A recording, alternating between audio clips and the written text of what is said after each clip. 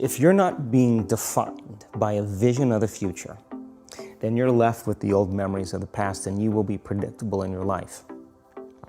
And if you wake up in the morning and you're not being defined by a vision in the future, as you see the same people and you go to the same places and you do the exact same thing at the exact same time, it's no longer that your personality is creating your personal reality. Now your personal reality is affecting or creating your personality. Your environment is really controlling how you think and feel unconsciously. Because every person, everything, every place, every experience has a neurological network in your brain. Every experience that you have with every person produces an emotion. So some people will use their boss to reaffirm their addiction to judgment. They'll use their enemy to reaffirm their addiction to hatred.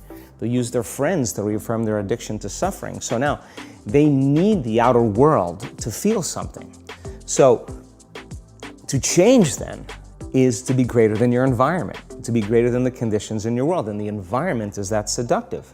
So then why is meditation the tool? Well, let's sit down, let's close our eyes. Let's disconnect from your outer environment. So if you're seeing less things, there's less stimulation going to your brain. If you're playing soft music or you have earplugs in, less sensory information coming to your brain, so you're disconnecting from your environment. If you can sit your body down and tell it to stay like an animal, stay right here.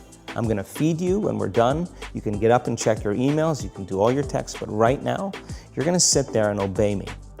So then, when you do that properly, and you're not eating anything or smelling anything or tasting anything, you're not up experiencing and feeling anything, you would have to agree with me that you're being defined by a thought, right?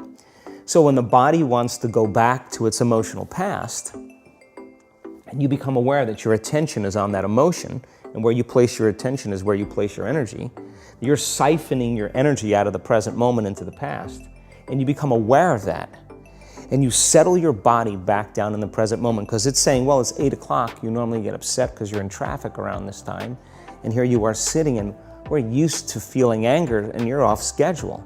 Oh, it's 11 o'clock, and you usually check your emails and judge everybody. Well, the body's looking for that predictable chemical state.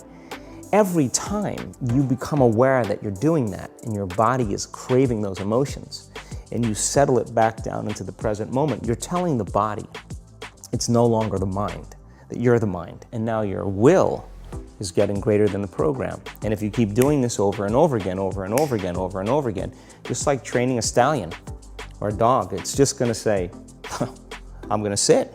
And the moment that happens, and the body's no longer the mind, when it finally surrenders, there's a liberation of energy.